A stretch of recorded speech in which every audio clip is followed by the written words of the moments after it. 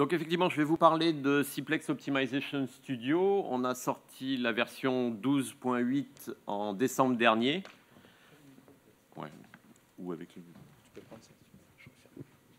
Merci. Donc la dernière version de Simplex Optimization Studio est sortie en décembre dernier et je vais vous présenter aujourd'hui un certain nombre des nouveautés qui sont dans cette version. Il y en a beaucoup des nouveautés, je ne vais pas m'étendre sur toutes, il y en a même sur lesquelles je vais passer extrêmement vite, mais je vais en dire un mot pour chacune. Donc on va commencer par le fait qu'on a une API de modélisation en Python, une nouvelle API, qui est valable aussi bien pour Simplex que pour CP Optimizer. Cette nouvelle API de modélisation, c'est quelque chose qui existait déjà, qui est en open source, et qu'on a intégré dans le produit pour que vous n'ayez pas besoin d'aller la chercher ailleurs. Donc elle peut être téléchargée via Anaconda, mais vous l'avez déjà dans Simplex Optimization Studio à partir de cette version. Donc vous pouvez l'utiliser aussi bien pour modéliser en utilisant Simplex que pour faire de la programmation par contrainte. En termes de plateforme, la grande nouveauté, c'est OPL et son IDE sur Mac. Donc c'est quelque chose qui nous avait été beaucoup demandé et donc on l'a fait. Et donc vous pouvez maintenant utiliser l'IDE, utiliser OPL sur un Mac sans avoir besoin d'une VM ou de quelque chose comme ça. Donc les plateformes supportées par le produit, il y en a beaucoup, ça va de Windows, Linux et Mac jusqu'au mainframe et ZOS pour Simplex.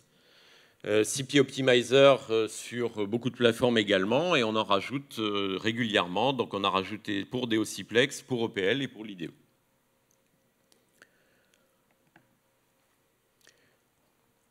L'année dernière, avec la version 12.7, on avait rajouté un outil dans les moteurs. Cet outil, on l'appelle RunSeeds. C'est quelque chose qui vous permet d'évaluer la variabilité des modèles pour le solver que vous utilisez. Et typiquement, vous allez lancer RunSeeds, ça va vous exécuter le modèle avec différents random seeds, une trentaine par défaut, et vous donner à la fin des statistiques sur les différentes exécutions du modèle, et vous permettre d'évaluer la variabilité de l'exécution. Ce qui peut être un facteur très important. On a typiquement, par exemple, on a dans notre librairie des modèles en nombre tout à fait significatif, de l'ordre de 10-15%, donc des modèles utilisateurs pour lesquels, sur 5 sites, par exemple, vous allez avoir jusqu'à x2, x3 ou x4 de variation du temps d'exécution. Donc si vous avez un modèle qui tombe dans cette catégorie, c'est important de le savoir pour évaluer correctement les changements que vous faites, que vous apportez au modèle. Sinon, vous risquez de prendre des décisions basées sur rien, en fait, ou de la chance ou du manque de chance. Comme tous les ans, on a travaillé sur la performance de Simplex. Ici, je vous ai mis la courbe des performances du MIP. Donc vous voyez les trois courbes qui s'en vont vers le haut à droite vous disent que, par exemple, sur les problèmes qui prennent plus de 1000 secondes, donc les problèmes les plus durs de notre bibliothèque, il y a un rapport de 16 environ entre la version 11 de 2007 et la version 12.8 de cette année, fois 16 en performance, fois 2 pratiquement à partir de la version 12.6 qui est de 2013. Donc si vous utilisez une ancienne version de Simplex, vous avez peut-être intérêt à prendre la nouvelle, juste pour ça. Les barres bleues, c'est le nombre de timeout dans les modèles qui sont testés. Et donc, régulièrement, on arrive à résoudre de nouveaux problèmes qu'on n'arrivait pas auparavant à résoudre en moins de 10 000 secondes. Donc, des performances sur le MIP, des performances aussi sur les autres catégories de problèmes. Je ne vais pas rentrer dans les détails. En fait, on fait des performances tout le temps. Donc, vous pouvez le prendre pour acquis. Par contre, je vais parler un peu plus des performances qu'on a obtenues sur CP Optimizer. Donc CP Optimizer, notre moteur de programmation par contrainte, qui a une recherche par défaut comme Cplex. Et donc vous posez votre modèle et vous appuyez sur le bouton, vous appelez Solve, et CP Optimizer va vous trouver une solution, potentiellement la solution optimale à votre problème.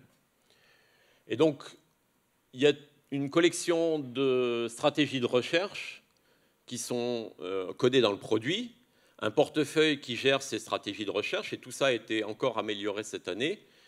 Et c'est la partie la plus importante des performances qui ont été obtenues cette année. Un deuxième élément qui était important aussi, c'était le fait que quand on fait de la propagation de contraintes, on a des expressions qui sont encodées dans des arbres d'expressions. Et quand on fait la propagation, on parcourt ces arbres pour réduire les domaines sur les variables qui sont les feuilles de l'arbre. On passe beaucoup de temps à faire ça dans un moteur. Et ce qu'on a fait cette année, c'est qu'il y a certaines expressions qui sont très communes dans les modèles. Par exemple, une expression qui dirait ax plus y, où a est une constante, x et y sont des variables. C'est une expression qu'on retrouve très souvent dans les modèles qui sont donnés à CP Optimizer. Donc pour ces expressions-là, on va utiliser un seul nœud qui encode l'ensemble de l'expression au lieu d'utiliser plusieurs nœuds. Donc c'est quelque chose qui va permettre d'éviter une collection d'appels à des virtuels. Et donc, on va faire la même propagation, mais on va juste la faire plus vite. Et enfin, la dernière chose à noter sur ces évolutions, c'est que la recherche dans CP Optimizer se fait en parallèle, non pas en découpant l'arbre de recherche, mais en ayant des workers qui communiquent entre eux ce qu'ils savent du modèle, mais qui ne communiquent pas en utilisant un ensemble de nœuds, par exemple, que chacun irait chercher pour explorer. Et la communication, elle se fait aussi à travers des no-good qui sont trouvés par chacun des threads. Donc quand un thread trouve un no-good intéressant, c'est-à-dire un ensemble de valeurs pour des variables qui définissent une région de l'arbre qu'on a déjà explorée ou qu'on ne veut pas explorer, à ce moment-là, on peut donner cette information à nos autres threads pour leur permettre d'éviter de repasser dans cette partie de l'arbre. Donc l'ensemble de ces améliorations, de ces changements, nous a permis de plus que doubler la vitesse de CP Optimizer en un an. Sur les problèmes donc, de type combinatoire, et je vais parler maintenant des problèmes de type ordonnancement. Puisque CP Optimizer a une API spécifique pour l'ordonnancement, où on parle d'intervalles de temps, de ressources, de consommation, de choses comme ça. Et quand on utilise cette API, donc, on a des problèmes très spécifiques, on a une recherche spécifique pour faire ça, et on a mesuré les performances de cette catégorie de problèmes, et on a augmenté de 50% cette année. Comment ça a été fait? C'est essentiellement grâce à l'idée des Objective Landscapes. Donc, je vais vous donner vraiment l'idée générale de la chose, c'est la suivante. Quand on utilise dans un programme dans de la propagation de contraintes un objectif de type somme, donc par exemple somme d'avance-retard, on a très peu de propagation depuis l'objectif vers les variables. On a beau changer l'objectif, ce n'est pas comme en programmation mathématique où on a des informations qui peuvent revenir. Ici, on en a très très peu. Donc on a essayé de changer ça. L'idée, c'est que quand on réduit l'objectif, au fur et à mesure, par propagation, les domaines des variables diminuent. On va enregistrer cette information qu'on va précalculer au début de la recherche. Donc on va diminuer l'objectif, on regarde tous les domaines des variables qui travaillent dans l'objectif, et on enregistre cette information. Ça nous donne des courbes de ce type-là, où on voit par exemple la courbe en bleu qui est à droite, c'est la contribution d'une variable à l'objectif en fonction de la valeur de la variable. Donc si on voit ici par exemple que cette courbe en bleu, elle a un minimum à 0 autour de 1700, on sent bien que ça doit être la due date d'une activité. quand on est à cette due date, que l'activité est à cet endroit-là, il n'y a pas de coût d'avance, il n'y a pas de coût de retard, et quand on s'en éloigne, il y a un coût qui apparaît dans l'objectif. Une fois qu'on connaît cette information, qui est très rapide à calculer, on peut l'utiliser pendant la recherche. Par exemple, on va faire une LNS en restreignant le domaine de certaines variables, de telle façon que leur contribution dans l'objectif soit au moins aussi bonne, pas moins bonne. Et donc, on restreint l'exploration du voisinage des solutions en se focalisant sur des parties qui vont nous permettre d'éviter de dégrader l'objectif. Et donc, on peut comme ça aller plus vite pour trouver des bonnes solutions. Donc, on utilise donc cette information pendant la recherche. Et Philippe Laborie vous en parlera beaucoup plus que moi en juin prochain, quand son article qui décrit tout ça sortira. Donc, si vous êtes intéressé, c'est à lui qu'il faut vous adresser. Maintenant, je vais parler de Ciplex et des callbacks. Il y a des callbacks dans Ciplex depuis l'origine de Ciplex, donc depuis 30 ans maintenant.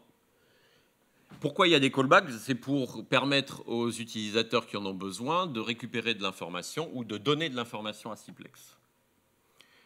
Donc, par exemple, il y a des callbacks qui permettent de récupérer cette information. Et il y a aussi ce qu'on appelle les control callbacks qui permettent de contrôler la recherche du MIP, par exemple en spécifiant des branchements, en spécifiant des coupes ou des choses comme ça. En 1996, on a introduit le parallélisme dans Ciplex. Donc, Ciplex est devenu multithreadé. Les callbacks, auparavant, pouvaient supposer qu'elles n'étaient jamais exécutées en parallèle. Ce n'est plus le cas. Et donc, pour éviter que du code qui existait avant ne marche plus, on a décidé de faire en sorte que quand on met des callbacks, par défaut, Ciplex devient monothread pour assurer la compatibilité du code qui existe.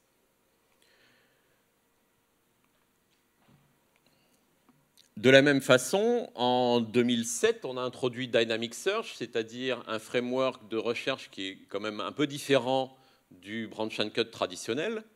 Et de la même façon, les callbacks ne pouvaient plus supposer les mêmes choses. Et donc, pour éviter des problèmes de compatibilité, encore une fois, on a décidé d'enlever Dynamic Search quand il y a des contrôles callbacks. Malheureusement, évidemment, ça a un coût. Dynamic Search, ça marche bien, et quand on l'enlève, on perd de la performance. Donc on a aussi des info callbacks qui permettent de travailler de récupérer de l'information quand on veut avoir Dynamic Search. Donc si vous ne faites que récupérer de l'information, vous avez cette possibilité. Mais si vous voulez driver le comportement de Ciplex, vous perdez Dynamic Search. Donc ça, c'est un vrai problème. Tout ça pour des questions de backward compatibility. On a aussi reçu du feedback sur le fait que avoir une callback même vide, ça change le comportement de Ciplex. Sur d'autres éléments encore des callbacks qui, pour certaines, n'étaient pas assez flexibles. Donc, on a reçu du feedback là-dessus. Et on a aussi notre propre expérience de l'utilisation des callbacks. Et donc tout ça, ça nous a entraîné à réécrire un nouveau framework de callback pour Ciplex, dans lequel tout ce qui existe à l'heure actuelle et tout ce qu'on envisage est supporté, donc y compris Dynamic Search, et qui n'a plus tous ces problèmes que j'ai cités jusqu'à présent. Donc la dernière version de Ciplex possède les deux frameworks de callback, à la fois l'ancien framework qui existait déjà et le nouveau. Et ça va rester comme ça tant que le nouveau ne pourra pas entièrement remplacer l'ancien.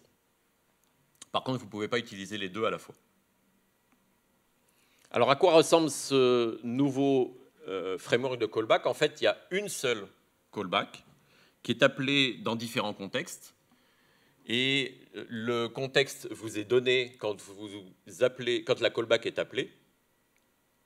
Donc, qu'est-ce que ça change? Donc j'ai dit, on remet Dynamic Search, on s'assure que utiliser des callbacks ne change pas le comportement de Ciplex quand ce n'est pas nécessaire, et en particulier une callback qui ne fait que consulter de l'information ou qui ne fait rien du tout. C'est exactement pareil que s'il n'y avait pas de callback du tout. La recherche ne change pas.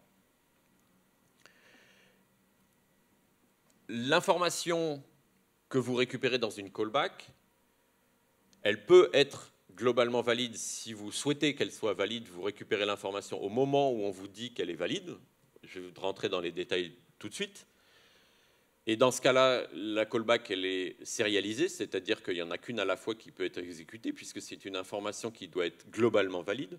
Et dans tous les autres cas, l'information que vous récupérez est quelque chose qui est local au thread et qui n'est pas forcément connu de tous les threads.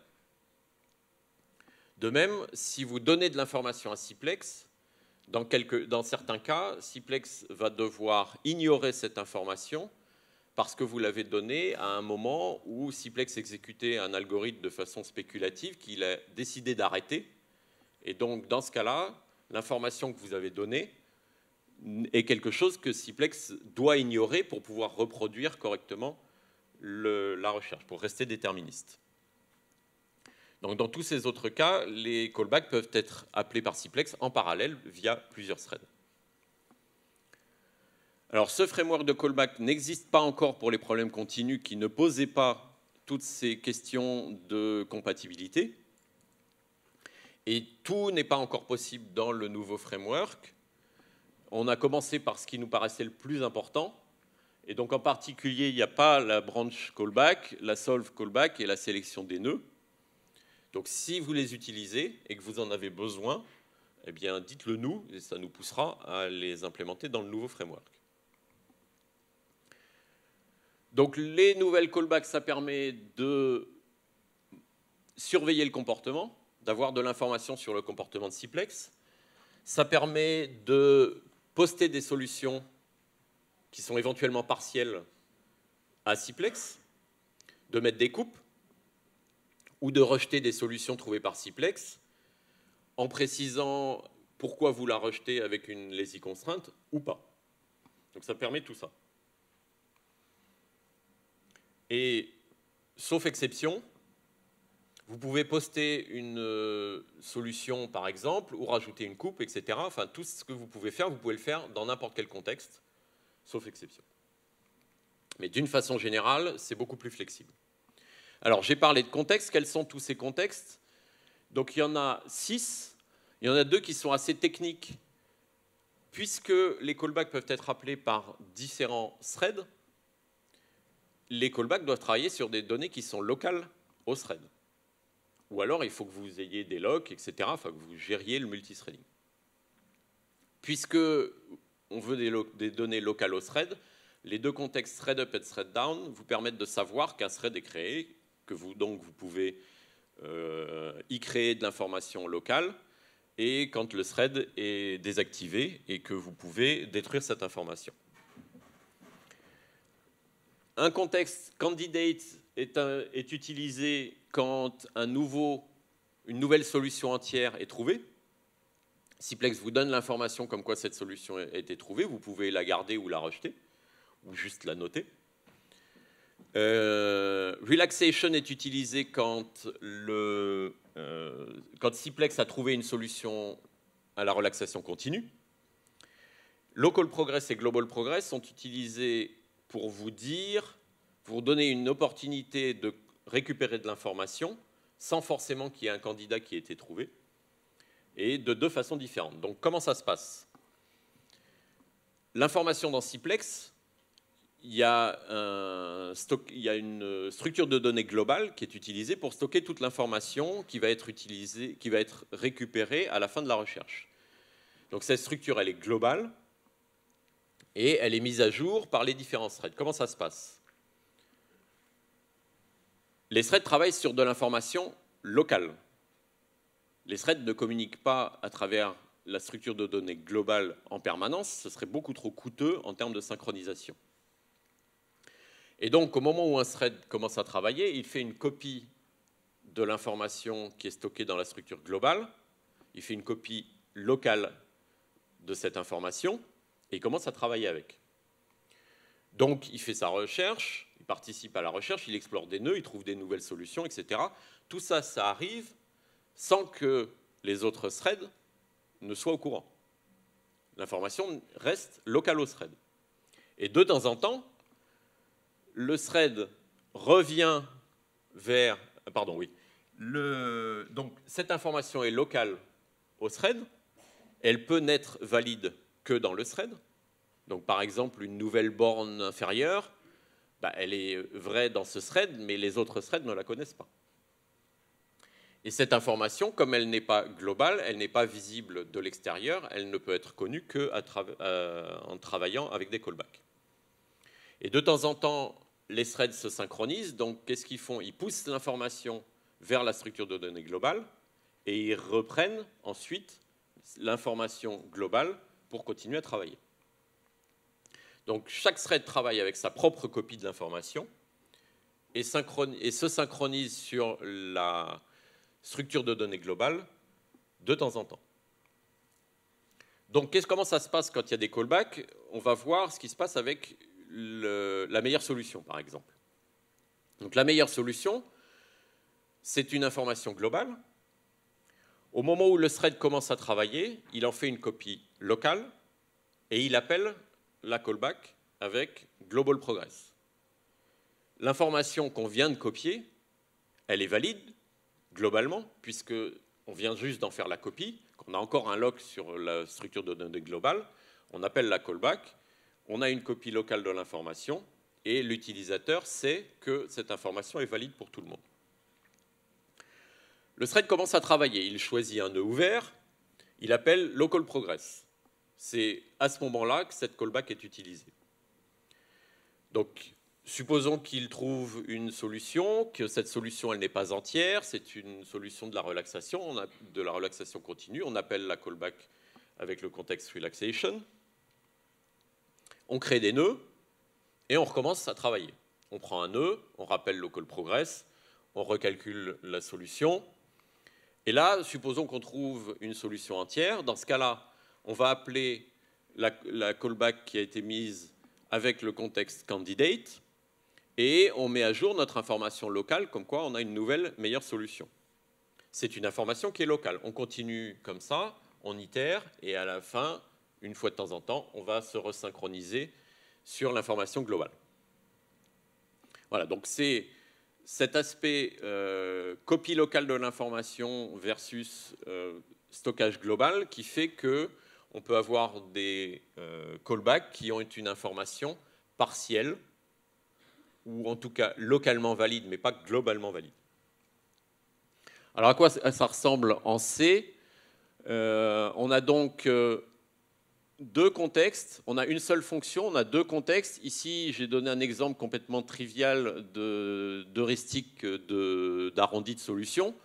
Donc on récupère la solution qui est donnée au moment où on a calculé la relaxation, on l'arrondit, et on dit, tiens, Ciplex, voilà une solution, utilise-la si elle est faisable, si elle te plaît, si tu y trouves un intérêt. Et l'autre cas, c'est Global Progress, où on dit, je vais récupérer la valeur de la meilleure solution, de la borne inférieure, et je vais afficher ça à l'utilisateur. Donc, une callback qui récupère un contexte, et un ID de contexte qui utilise le contexte pour récupérer de l'information. C'est ce qui vous permet de savoir que vous pouvez utiliser ces fonctions pendant les callbacks, c'est qu'il y a un contexte en premier argument, et qui peut afficher, donc afficher de l'information, par exemple.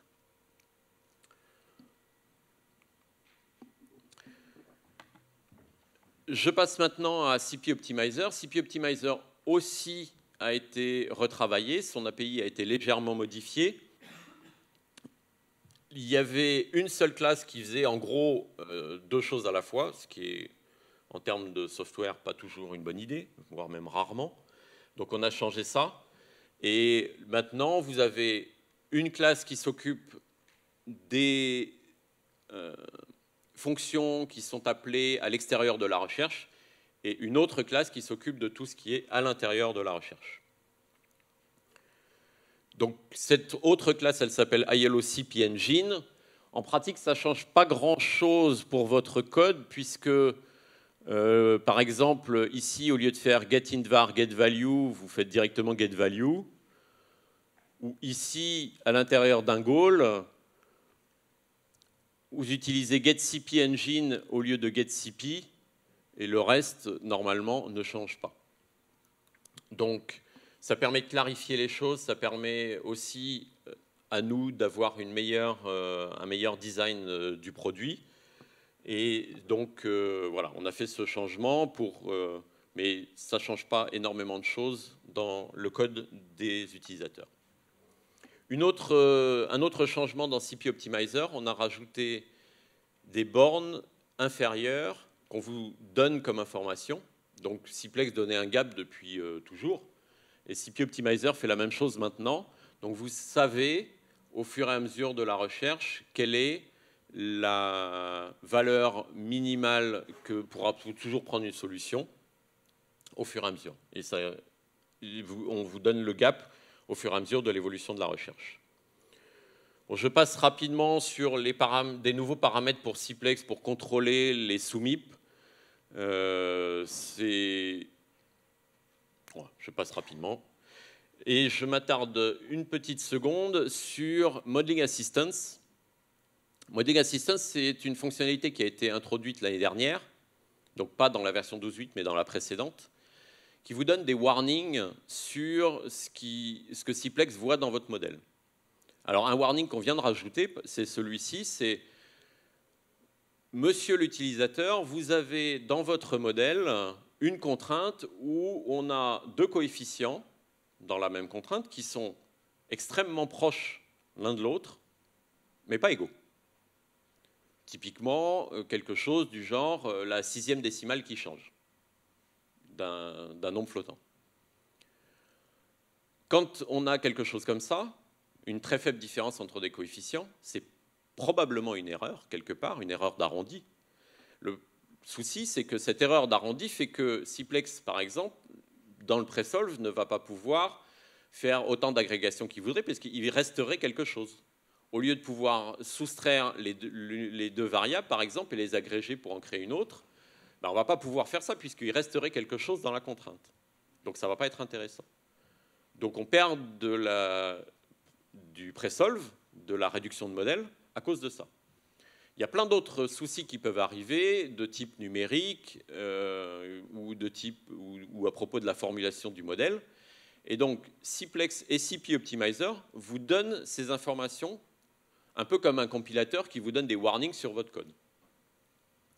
Donc ces warnings, ça peut vous permettre, si vous avez un souci de performance, de stabilité du modèle, ça peut vous permettre de rechercher d'où vient ce problème de performance ou d'où vient ce manque de stabilité, beaucoup plus facilement, puisqu'on vous dit il y a cette contrainte-là qui pose un problème. C'est très facile à utiliser, il suffit de mettre un paramètre, et Ciplex ou CP Optimizer vont vous donner ces warnings. Donc c'est quelque chose qu'on recommande fortement à tout le monde, puisque ça coûte pratiquement pas grand-chose, ça coûte pratiquement rien en termes de performance, un petit quelque chose quand même, hein. Mais c'est très très utile pendant le développement d'un modèle. Et la dernière chose dont je vais parler, c'est que Ciplex a maintenant le moyen d'enregistrer les appels à l'API C, qui est à la base de tout le reste de Ciplex. Donc toutes les API de Ciplex passent à un moment ou à un autre, enfin à la fin, par l'API C. On peut enregistrer maintenant tous les appels à l'API C. Alors qu'est-ce que ça permet? Ça permet en fait d'isoler le moteur de l'ensemble de l'application, des bases de données, du framework de développement, etc., etc. Donc s'il y a un souci à un moment ou à un autre, et que ce souci ne peut pas être reproduit juste en enregistrant le modèle que connaît Ciplex, mais que le souci il est lié à des API que vous utilisez, À ce moment-là, c'est quelque chose que vous pouvez utiliser, vous enregistrez ça, vous le donnez au support d'IBM, et on va, nous, l'utiliser pour reproduire le souci que vous avez. Donc c'est un outil de debug, je ne souhaite pas que vous ayez besoin de l'utiliser, mais le jour où ça pourra être utile, on sera bien content d'avoir cette information. Voilà, donc résumé, des performances. On fait toujours de la performance, on passe à peu près 70 ou 80% de notre temps à chercher de la performance dans les moteurs, que ce soit pour Cplex ou pour CP Optimizer. Des nouvelles plateformes, l'IDE et OPL sur Mac, avec RunSeeds pour vous permettre de tester la variabilité de vos modèles. DeoCplex, notre API Python livré avec COS, des refactoring. Et une petite chose aussi, si vous ne le saviez pas, dans Cplex, il y a une décomposition automatique de Benders, complètement automatique. Vous appuyez sur un bouton et ça utilise Benders. Il y a des modèles sur lesquels ça va jusqu'à 10 fois plus vite que la recherche par défaut. Donc si vous n'avez encore jamais essayé, je vous encourage à le faire. Voilà, merci beaucoup.